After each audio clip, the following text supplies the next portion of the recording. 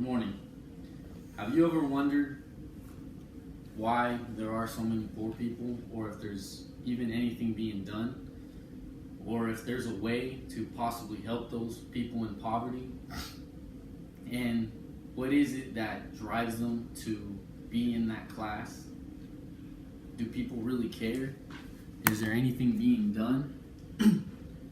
Have you ever wondered why people always ask what happens to the money you donate, and if that money is being used correctly and helping those people that are in that poverty?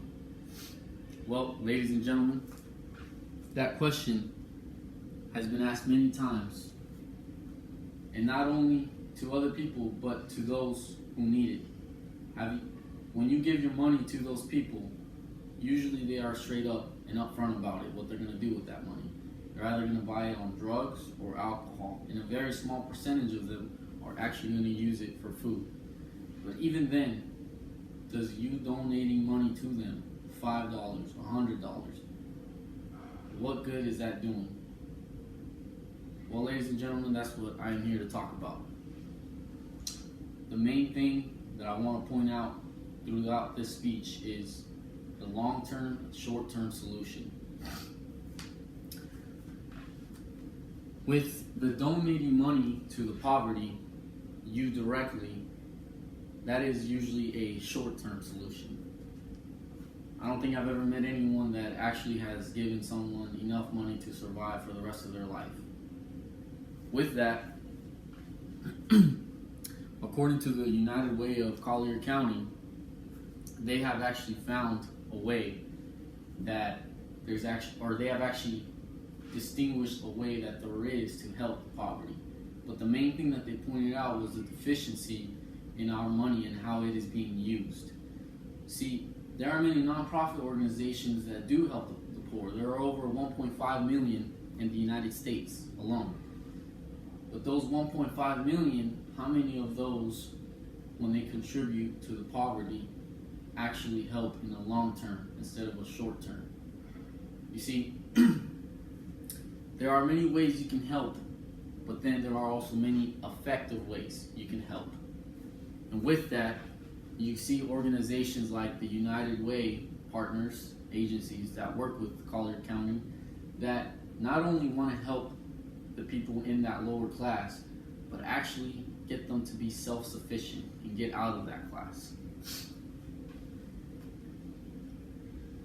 But even then, there aren't many organizations that are following them, because even then, as the United States, as a Western industrialized nation, we have the highest percentage of poverty.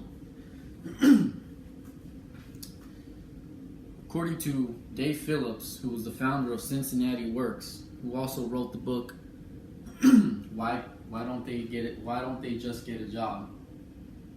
He pointed out exactly how the very thing that I was pointing out right now, that your money shouldn't just be used in a way to where it's just for today, enough money for today, or enough to eat for today, or just to get a job, just to have a job.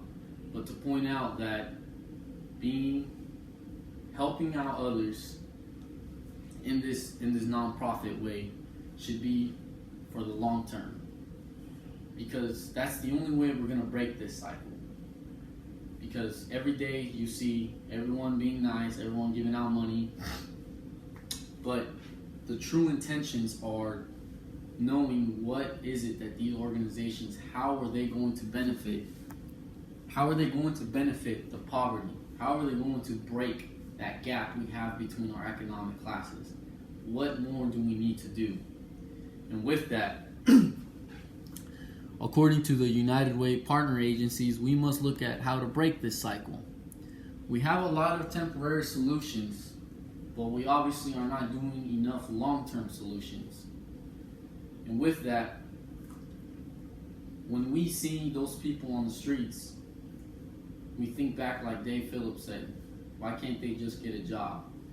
But see, when you actually read the book, it doesn't just talk about why don't they just get a job at McDonald's or picking up trash, but in reality, what they're looking at is Why don't they get a job that actually makes them self-sufficient, enough for them to survive on their own, enough for them to start to eventually break from that gap of them getting help all the time, to basically move up into at least the lower middle class, to the point where they won't need to be on the streets. They won't need to have help from these nonprofit organizations.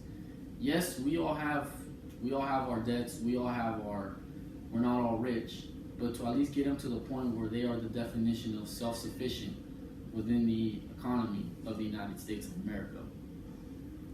And with that, ladies and gentlemen, I just wanted to say, next time we support, or we at least try to support the poverty, we should at least try to see what exactly our money is going to be done, but what is going to happen with the money we donate. Because just donating to any nonprofit organization is not enough. Just donating to that individual himself is definitely not enough. It is enough for that minute. It is enough for that day, maybe for that week at the most.